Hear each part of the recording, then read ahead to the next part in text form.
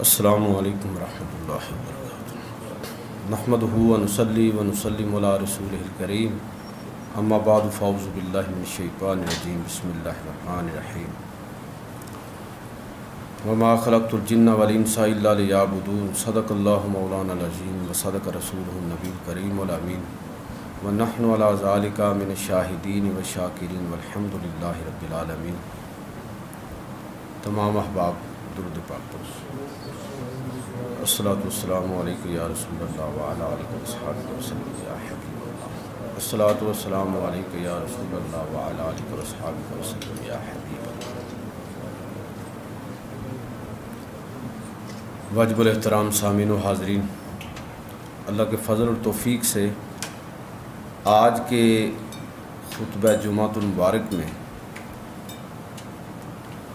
جس موضوع کے حوالے سے چند باتیں عرض کرنا چاہتا ہوں، اس کا تعلق ہمارے مقصد زندگی کے ساتھ ہے۔ اللہ تعالیٰ نے اس کائنات کے اندر جو چیز بھی پیدا کی ہے وہ بغیر مقصد کے نہیں ہے، ہر چیز کا مقصد ہے۔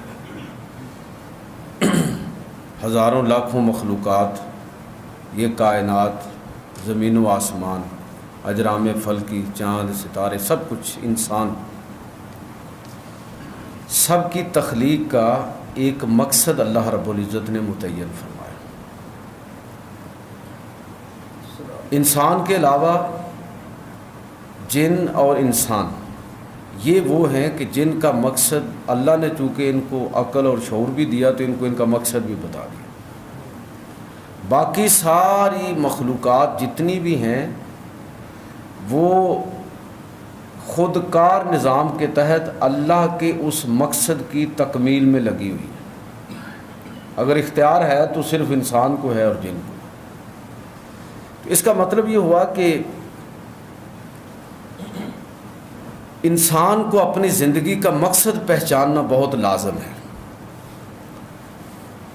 اور جو شخص اپنی زندگی کے مقصد کو جانتا ہے، با مقصد زندگی گزارتا ہے، وہ پھر اس مقصد اور منزل کی طرف مسلسل رواں دواں رہتا ہے۔ ادھر ادھر کی چیزیں اسے الجھا نہیں سکتی۔ ٹارگٹ سیٹ کر لیا نا، یہ ہے زندگی کا مقصد، با مقصد زندگی یہ ہے۔ ایک ہے جانوروں کی طرح زندگی گزار کے آدمی چلا جائے، بس پیدا ہوا روٹین کی۔ آپ کو انسانوں میں بھی بہت ساری چیزیں ایسی نظر آئیں گی۔ آپ بہت سارے لوگوں کو اسی خودکار نظام کی طرح چلتے ہوئے دیکھیں گے۔ پیدا ہوئے، بس پلے بڑے، اور بعض اعمال افعال انہوں نے کیے اور پھر فوت ہو گئے، دفن ہو گئے، بات ختم ہو گئی۔ ان کا آنا یا نہ آنا دونوں اس کائنات اور اس زندگی، دنیا کی زندگی کے اعتبار سے کچھ زیادہ نظر نہیں آتا، اس لیے کہ یہ وہ لوگ ہیں جنہوں نے کوئی با مقصد زندگی نہیں گزاری، بس روٹین کی زندگی گزاری ہے۔ اس لیے میں یہ عرض کرنا چاہوں گا کہ جو شخص با مقصد زندگی گزارتا ہے اس کی مثال اس مسافر کی طرح ہے کہ جو سفر کر رہا ہے، رستے میں بڑے خوبصورت مناظر بھی اس کو نظر آتے ہیں، پہاڑوں کو بھی دیکھتا ہے، ندی نالوں کو بہتے ہوئے دیکھتا ہے، خوبصورت چشمے اور مناظر اس کو اپنی طرف متوجہ کرتے ہیں، لیکن کبھی ان مناظر کی خوبصورتی کے اندر وہ الجھتا نہیں ہے۔ اس کو پتہ یہ میرا مقصد نہیں ہے، یہ میرا گول نہیں ہے، منزل اس کی کہیں اور ہے۔ تو یہ مناظر دیکھتا چلا جائے گا، لیکن ان مناظر کے اندر کبھی بھی اس طرح وہ نہیں الجھے گا کہ اس کی منزل ہی کھوٹی ہو جائے۔ اگر آپ نے کبھی کسی فقیر کو مانگتے ہوئے دیکھا ہو، شہروں میں تو اس کا موقع، محلوں میں تو شاید ہوگا، لیکن اس طرح کے ٹاؤن وغیرہ میں تو نہیں ہوتا۔ دیہات میں یہ چیز ہم دیکھتے ہیں، ایک آدمی گلی گلی مانگ رہا ہے، صدا لگا رہا ہے، منزل اس کی کیا ہے کہ شام تک اتنا اکٹھا کروں گا جس سے میری گزر بسر ہو جائے۔ اب اس منزل میں اپنی اس منزل کے حصول میں آپ اس کو دیکھیں کہ بہت سارے مواقع اس کے لیے آ جاتے ہیں، تھکن بھی آتی ہے، بھوک اور پیاس بھی اس کو متاثر کرتی ہے، اور گلی محلوں میں کتے بھی اس پر بھونکتے ہیں، لیکن آپ ان کو کبھی ان کے ساتھ الجھتا ہوا نہیں دیکھیں گے۔ بلکہ جو فقیر ہوتے ہیں انہوں نے ہاتھ میں ایک لمبی سی چھڑی پکڑی ہوتی ہے، وہ بغیر دیکھے ہی ایسے ایسے کرتے رہتے ہیں، ہلاتے رہتے ہیں پیچھے کی طرف، اور وہ بالکل ہی توجہ نہیں کرتے، اس لیے کہ اگر وہ ان کے ساتھ الجھنا شروع ہو جائیں تو جو ان کی منزل ہے، جو ان کا مقصد ہے، وہ مقصد جو ہے وہ فوت ہو جائے گا۔ لہٰذا میں جو بات عرض کرنا چاہتا ہوں کہ جس بندے کی زندگی کا مقصد ہوتا ہے اور وہ اس مقصد کو سمجھنے لگتا ہے تو پھر دو چیزیں اس کے اندر لازمی طور پر پیدا ہوتی ہیں۔ با مقصد زندگی گزارنے والا شخص، ایک تو آپ دیکھیں گے کہ یہ جو مقصدیت ہے اس کے اندر وقت کی قدر پیدا کرے گی، اس کو پتہ چلے گا کہ یار زندگی کتنی قیمتی ہے۔ آپ ذرا بڑے لوگوں کو دیکھیں، وہ زندگی کا کوئی لمحہ ضائع نہیں کرتے۔ یہ ہماری طرح کے لوگ ہوتے ہیں کہ وہ وقت گزارنا ان کے لیے مشکل ہو جاتا ہے۔ یہ کن لوگوں کا معاملہ ہوتا ہے؟ یہ وہ لوگ ہوتے ہیں ہماری طرح کے کہ جو اصل میں زندگی کے مقصد سے ہٹے ہوئے ہیں، زندگی کی منزل کا تعین انہوں نے یا تو کیے ہی نہیں ہے، یا کیا ہے تو اس کو حاصل کرنے میں سست روی کا شکار ہے۔ تو وقت کی بے قدری، اور دوسری چیز آپ یہ محسوس کریں گے کہ یہ جو زندگی کے مقصد کا تعین ہے، جو اعلیٰ اخلاقی اقدار انسان کے اندر پیدا ہوتی ہیں، یہ اسی وقت پیدا ہوتی ہیں جب انسان زندگی کا مقصد متعین کرتا ہے۔ بھئی اگر آپ نے کاروبار شروع کیا ہے، سادہ مثال عرض کرتا ہوں، تو آپ کو کچھ نہ کچھ ایسا کردار اپنانا ہوگا کہ آپ کا کاروبار کامیاب ہو۔ مثلا آپ نے وقت پر دکان کھولنی ہے، صحیح وقت پر اس کو بند کرنا ہے، اس کے لیے سارے معاملات آپ نے مینج کرنے ہیں۔ اس کا مطلب یہ ہوا کہ ایک مقصد کے تعین کے بعد خود بخود آپ کے اندر بعض اعلیٰ اقدار جو ہیں وہ پیدا ہو رہی ہیں۔ اس کا مطلب یہ ہوا کہ یہ پھر بڑا ضروری ہے کہ ہم زندگی کے مقصد کا تعین کریں، اس لیے کہ اگر زندگی بے مقصد گزر رہی ہے اور زندگی کے مقصد کا کوئی تعین ہی نہیں ہے تو پھر معاملہ اسی طرح ہوگا کہ زندگی ساری کی ساری حیوانوں کی طرح گزر جائے گی۔ پیدا ہوا، بڑا ہوا، نیچرل پروسیس ہے، آدمی بڑا ہوا، بوڑھا ہوا، فوت ہو گیا، بات ختم ہو گئی۔ وہ لوگ جنہوں نے زندگی کے اندر کوئی عزت، ناموری اور شہرت کمائی ہے، اپنے لیے، اپنے خاندان کے لیے، ملک و ملت کے لیے، دنیا اور آخرت کے لیے، وہ اس کردار کے حامل نہیں ہوتے۔ میں اکثر آپ کو مثالیں دیا کرتا ہوں کہ جو بندہ نماز پڑھتا ہے، میں حیران ہوتا ہوں کہ وہ بندہ اپنے وقت کو مینج نہ کر سکے۔ یہ کیسے ممکن ہے کہ آدمی نے نماز پڑھی ہے اور اس کو اپنا وقت مینج کرنے نہیں آیا؟ اس کا مطلب یہ اس نے نماز نہیں پڑھی، اس لیے کہ نماز نے تو اس کو یہ ساری چیزیں سکھا دی تھی۔ لہٰذا مقصد کا تعین جو ہے یہ بڑا ضروری ہے، اور مقصد ایسا مقصد ہونا چاہیے جس کی صداقت پر بندے کو پورا یقین ہو۔ مقصد ایسا ہو کہ جس پر آدمی کا ایمان اور یقین اور اس کے بارے میں اس کو کوئی شک و شبہ نہ ہو، پورے اعتماد کے ساتھ، پورے یقین کے ساتھ، اور اس کا وہ مقصد زندگی کا اس کے رگ و پے کے اندر خون کی طرح گردش کرے۔ یہ آپ بزرگوں سے کبھی ٹوٹکا پوچھے نا کہ جی نبی کریم صلی اللہ علیہ وسلم کی چاہتا ہوں کہ زیارت کروں، تو کر سکتے ہیں آپ، ساری زیارت کر سکتے ہیں، سارے ہی کر سکتے ہیں۔ مقصد بنا لیں اس چیز کو۔ کیسے ممکن ہے؟ درود پاک کثرت کے ساتھ پڑھیے۔ جب آپ کثرت کے ساتھ درود پاک پڑھیں گے تو یہ درود کی برکت آپ کے رگ و پے کا حصہ بن جائے گی۔ تو یہ کیسے ممکن ہے کہ آپ کی رگوں میں درود پاک کے اثرات ہوں، درود پاک کی برکتیں رگ و پے کے اندر دوڑ رہی ہوں اور بندہ اللہ کے پیغمبر صلی اللہ علیہ وسلم کی زیارت سے محروم رہ جائے، یہ ممکن نہیں ہے۔ میں جو پہلی بات آپ کی خدمت میں عرض کر رہا ہوں وہ یہ ہے کہ مقصد ہونا چاہیے اور مقصد کا تعین ہونا چاہیے۔ اب آگے بڑھیے کہ جب ہم اپنی زندگی کا کوئی نہ کوئی مقصد بنا لیں تو اس مقصد کے حصول کے لیے تدبیر کرنا بھی ضروری ہے۔ میرا ایک مقصد بنا لیا ہے، اب اس مقصد کے حصول کے لیے تدبیر اختیار کرنا۔ دیکھیں اللہ تعالیٰ نے نبی کریم صلی اللہ علیہ وسلم کو دنیا کے اندر بھیجا تو اللہ تعالیٰ چاہتا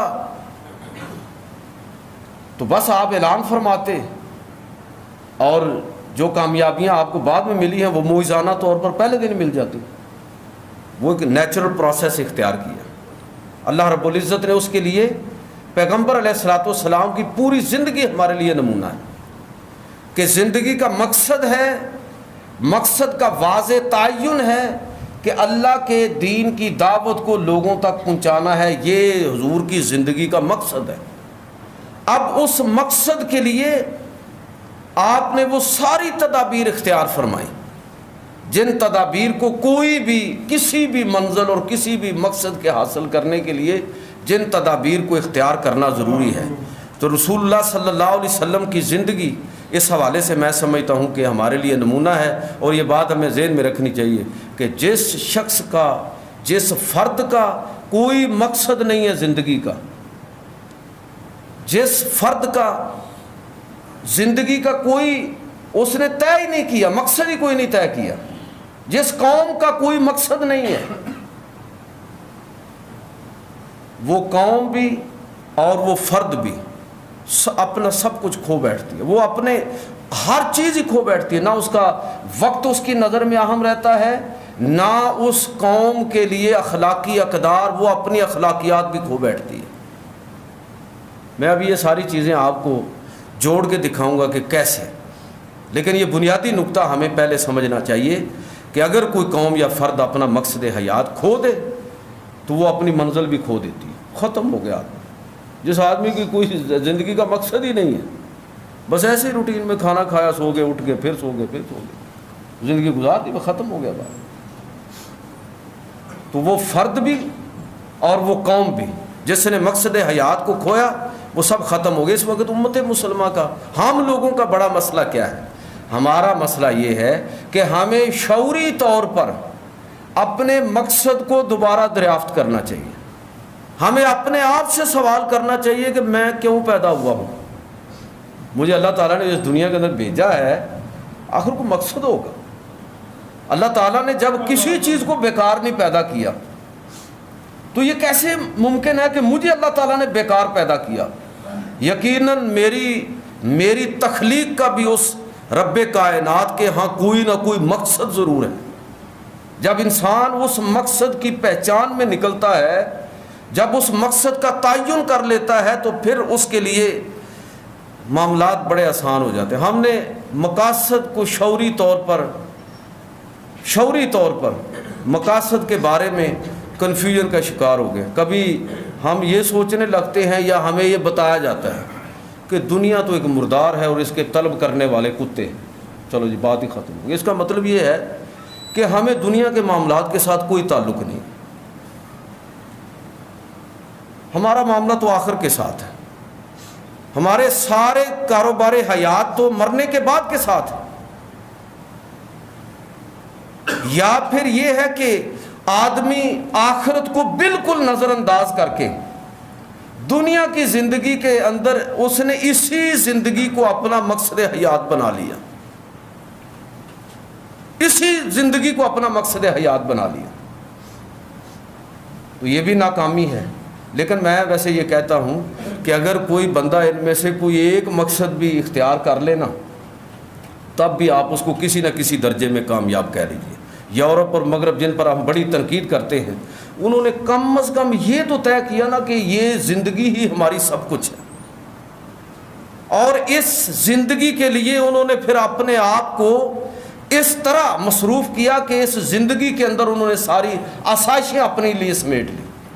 تو ہم تو چونکہ دنیا کی زندگی کے خلاف ہیں، لہٰذا ہم اس زندگی کو بھی جنت بنانے کے قائل نہیں۔ اور آخرت کے بارے میں ہمارا رویہ کس طرح کا ہے، وہ ہماری اس زندگی کے کاروبار کو دیکھ کے ہمیں سمجھ آ سکتا ہے۔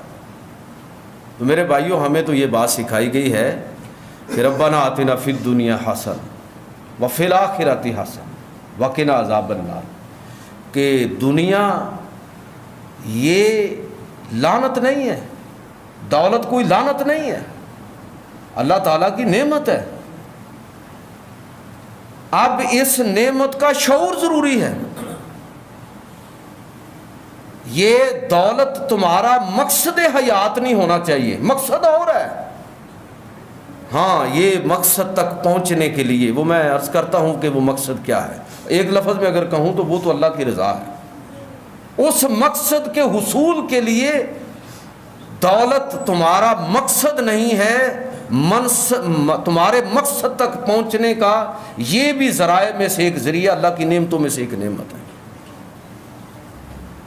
ہمیں یہ ہدایت دی گئی کہ تم دنیا اور آخرت دونوں کی بھلائی کو طلب کرو، اللہ سے سوال کرو، اے اللہ میری دنیا بھی بہتر فرما دے، اے اللہ میری آخرت بھی بہتر فرما دے۔ ہمیں دونوں تلقین کی گئی، آخرت کی بھی اور دنیا کی بھی، اور اس کو مقصد کس چیز کو قرار دیا گیا کہ آپ نے اس طرح زندگی گزارنی ہے، اس انداز میں گزارنی ہے کہ دنیا کے اندر رہتے ہوئے کس طرح بندہ آخرت کی فکر کرتا ہے۔ مغرب میں، دوسرے مذاہب میں کہہ لیجئے، دنیا میں اور مسلمانوں میں اور اسلام میں یہی بنیادی فرق ہے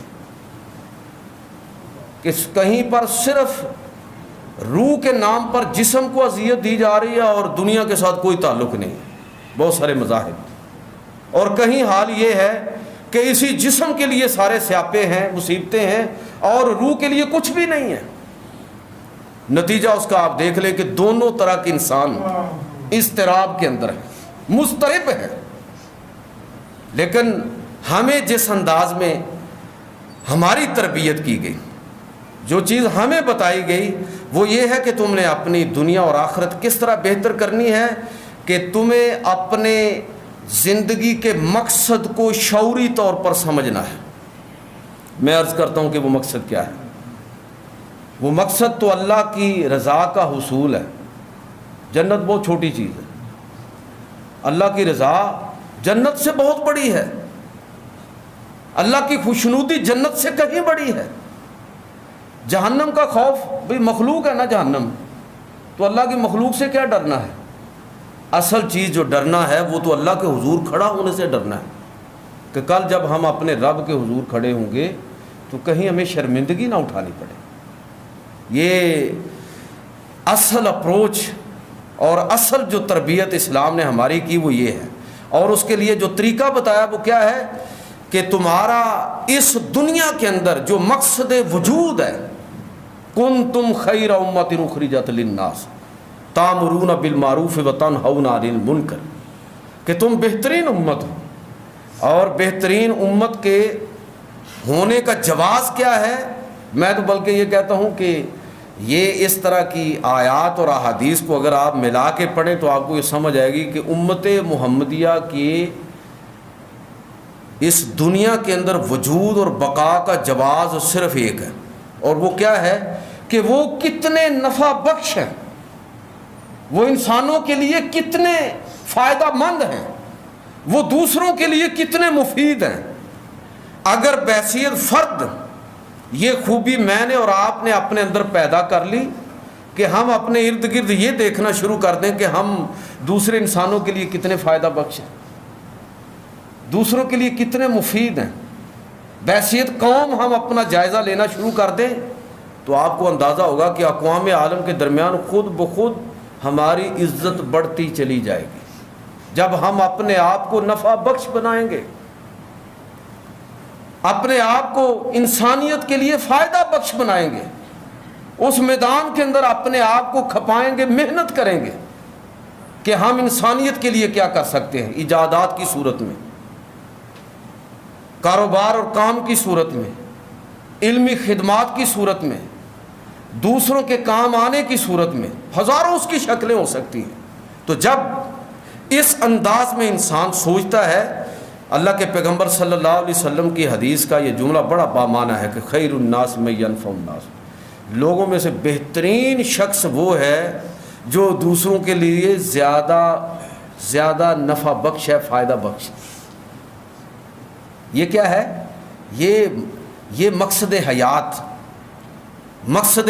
تک پہنچنے کا اصول اور طریقہ جو شریعت نے ہمیں بتایا.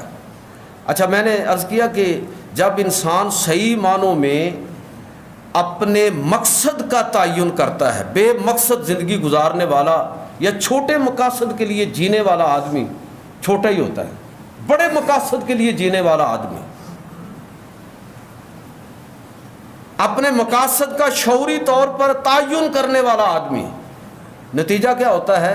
آپ دیکھیں گے کہ وہ صحیح معنوں میں جو اقبال نے کہا نا کہ برطرز اندیشہ ہے سود و زیاں ہے زندگی، کبھی جاں اور کبھی تسلیم جاں ہے زندگی، اس کو کوئی پرواہ نہیں ہوتی، نفع نقصان سے بے نیاز. ایسا شخص جس نے اپنی زندگی کے مقصد کا تعین کیا ہے، اب اس کا نتیجہ اس کے اخلاق کا ظہور اس انداز میں، اس کی سیرت سے اس طرح اخلاق کا ظہور ہوگا. اگر زندگی کا مقصد نہیں ہے، کوئی اخلاقی قدر بھی ظاہر نہیں ہوگی. میں آپ کو ایک مثال عرض کرتا ہوں کہ نبی کریم صلی اللہ علیہ وسلم اور تمام انبیاء کی زندگی بعثت دنیا کے اندر تشریف آوری کا صرف ایک مقصد ہے، صرف ایک. اور وہ مقصد کیا ہے؟ کہ اللہ سے پیغام وصول کرنا ہے اور انسانوں تک پہنچانا ہے. بس علاقوں پر قبضے کرنا، لوگوں کے مال ہتھیانا، زمینوں اور حکومتوں کے لیے لڑنا اور مرنا، یہ انبیاء کا مشن ہی نہیں ہے. لوگوں کو اپنی تلوار کے نیچے رکھنا، یہ انبیاء کا مشن ہی نہیں ہے. ان کا مقصد اور مشن تو یہ ہے کہ اللہ کا پیغام انسانوں تک پہنچانا ہے. یہ ان کی زندگی کا مقصد ہے، دعوت اور تبلیغ. اچھا، جب یہ طے کر لیا کہ دعوت اور تبلیغ ہی مقصد زندگی ہے، تو آپ خود سوچئے کہ اس ایک مقصد کے تعین کے بعد پیغمبر علیہ الصلوۃ والسلام کی زندگی اور صحابہ کی زندگی سے جو ایک ہمارے سامنے منظر نظر آتا ہے وہ کیا ہے کہ جب دعوت کا پہنچانا، دوسروں تک اللہ کے رسول کا اللہ کا پیغام کنوے کرنا، یہ مقصد ہے زندگی کا، تو خود بخود طبیعت کے اندر ٹھہراؤ کا پیدا ہونا ضروری ہے. جو اللہ کے دین کی دعوت دیتا ہے وہ کوئی شعلہ بیان خطیب نہیں ہوتا. یعنی عام معنوں میں جو آپ شعلہ سے مراد شعلہ نوا، میں کہتا ہوں کہ جو ادھر بھی آگ لگا کے چلے جاتے ہیں اور ادھر بھی آگ لگا کے، ان کا مقصد شعلہ بیانیہ اور لوگوں سے داد وصول کرنا نہیں ہوتا کہ آپ سبحان اللہ کہیں. یار آپ نے نعرہ ہی نہیں لگایا پوری تقریر میں، نہیں، ان کا یہ مقصد ہی نہیں ہوتا. ان کا مقصد صرف یہ ہوتا ہے کہ کیا میں نے پیغام پہنچا دیا. نہ ان کا مقصد لوگوں سے داد وصول کرنا ہوتا ہے، نہ ان کا مقصد لوگوں کی جیبوں پر نظر رکھنا ہوتا ہے، نہ نذرانے وصول کرنا اس کا مقصد ہوتا ہے. اس کا مقصد تو صرف یہ ہے کہ میں نے جو ذمہ داری لی تھی یا میں جس منصب پر کھڑا ہوا تھا کہ کیا میں نے اس کو پورا کر دیا ہے. اگر وہ محسوس کرے کہ وہ مقصد کسی نہ کسی درجے میں پورا ہو گیا ہے تو یہ اس کے اطمینان کے لیے کافی ہوتا ہے. اللہ کے پیغمبروں کی زندگی دیکھیں، رسول اللہ صلی اللہ علیہ وسلم اور صحابہ کی زندگی دیکھیں کہ جب اس چیز کو انہوں نے مقصد قرار دیا، مقصد زندگی قرار دیا، تو اب خود بخود ان کے اندر جو کرداری اوصاف آپ کو نظر آتے ہیں کہ انتہا درجے کی استقامت ہے. بھائی استقامت کے بغیر دعوت، دین کی دعوت کا کام ہو ہی نہیں سکتا. انتہا درجے کا صبر ہے، اس لیے کہ صبر کے بغیر یہ ممکن نہیں ہے. ہم تو آپس کے ماحول میں رہتے ہیں تو یہاں علماء کو کتنی باتیں سننی پڑتی ہیں. جو آدمی یہاں ہوتا ہے وہ سب کے نیزوں پر ہوتا ہے.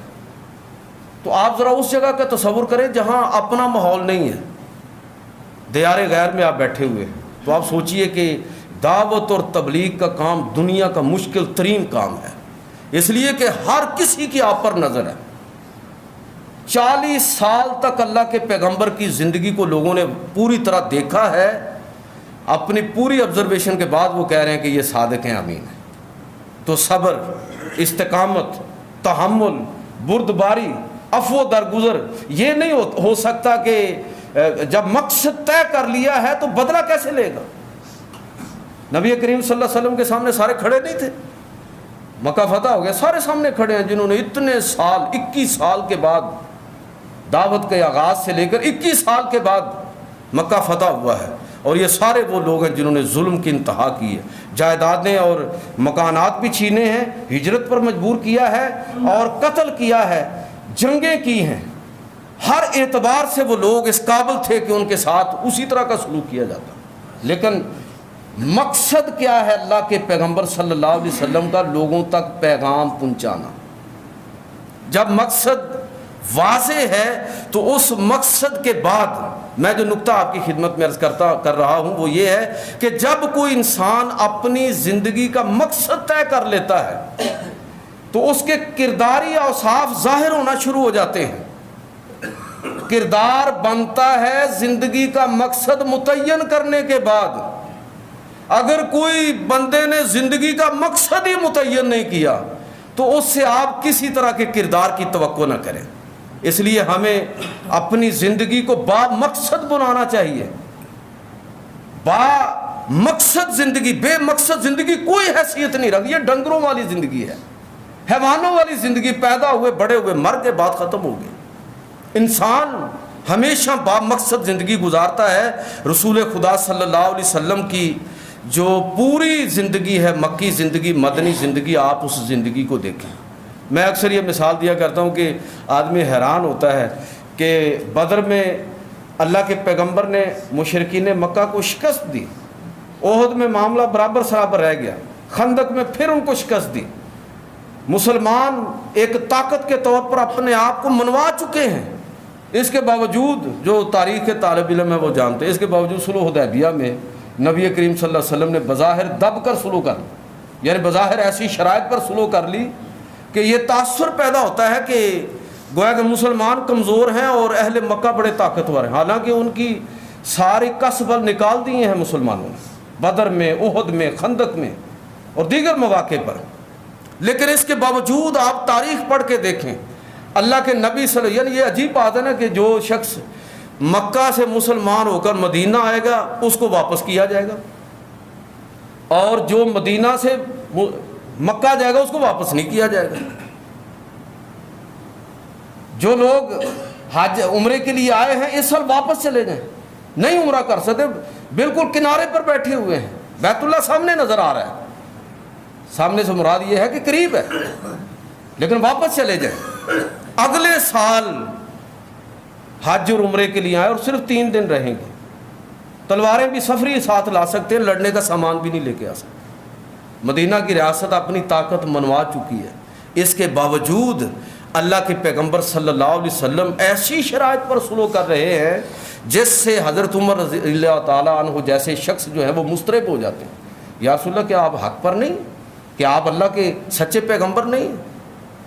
तो फिर आपने शराइत पर इनके साथ सुलह कर ली।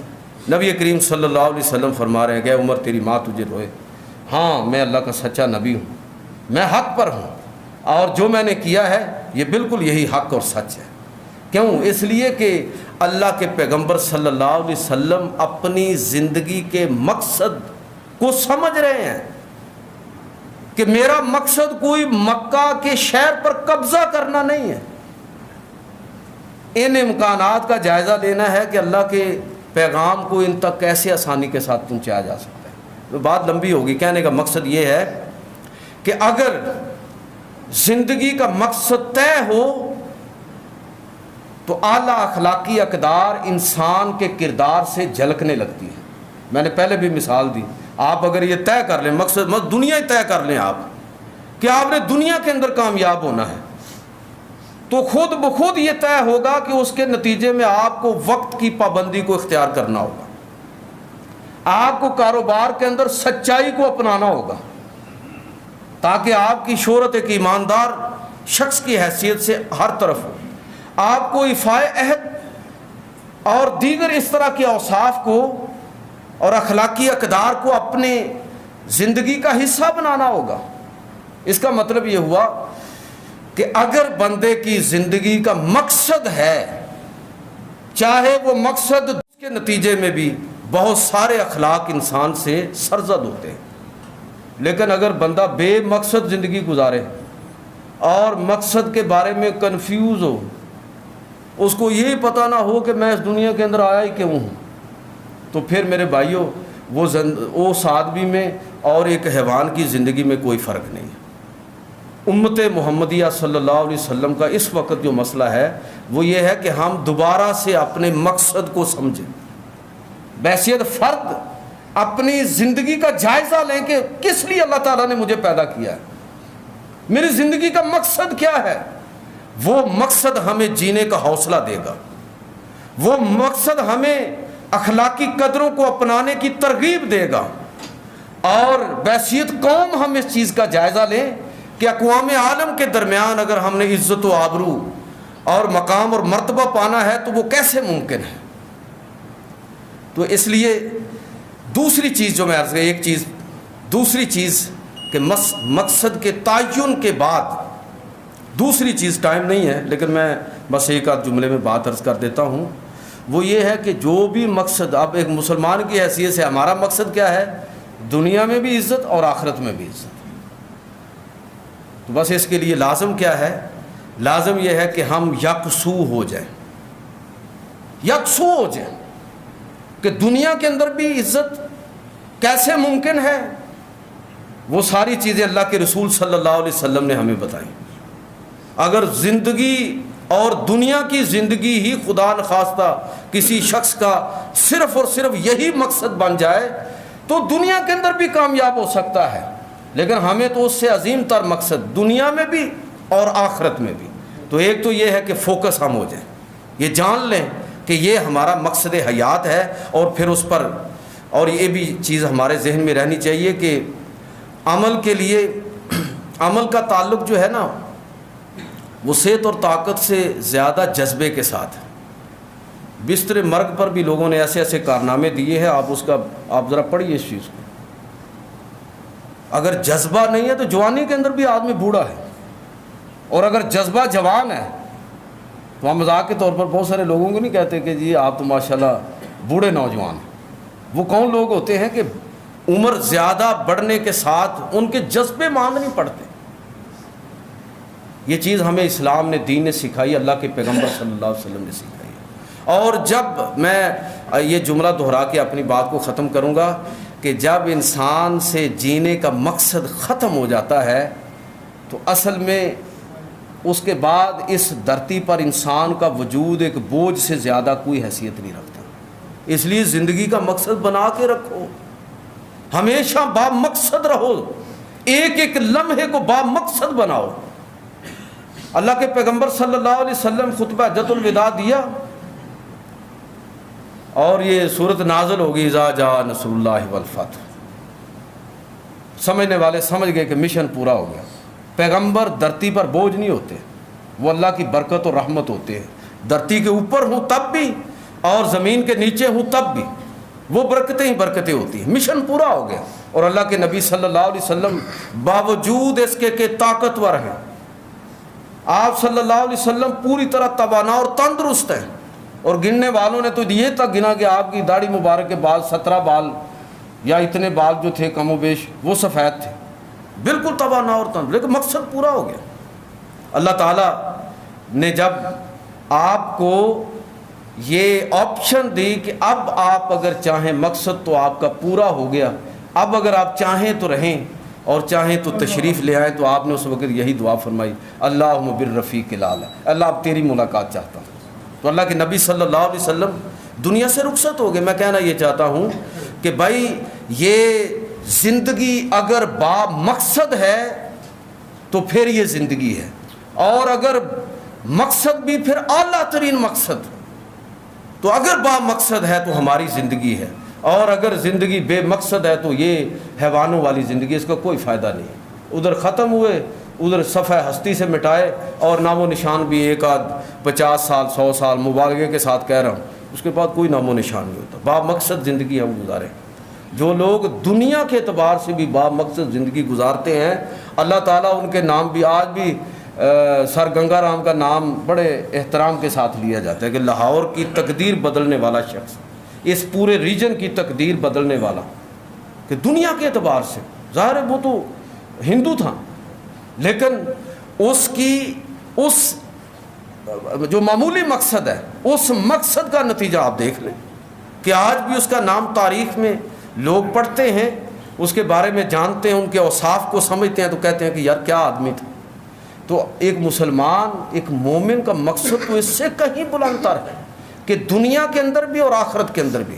تو میں یہ عرض کرنا چاہوں گا کہ جو ساری گفتگو کا خلاصہ یہ ہے کہ ہم اپنی زندگی کا مقصد سمجھیں، شعوری طور پر مقصد کا تعین کریں، مقصد کے حصول کے لیے تدابیر جو اللہ اور اللہ کے رسول نے ہمیں بتائی ہیں ان کو اختیار کریں، تو یقین جانیے دنیا کی عزتیں بھی بحیثیت فرد اور بحیثیت قوم، دنیا کی عزتیں بھی اور آخرت کی عزتیں بھی یہ اللہ کے فضل اور توفیق سے ہمارا مقدر اور نصیب ہوں گی۔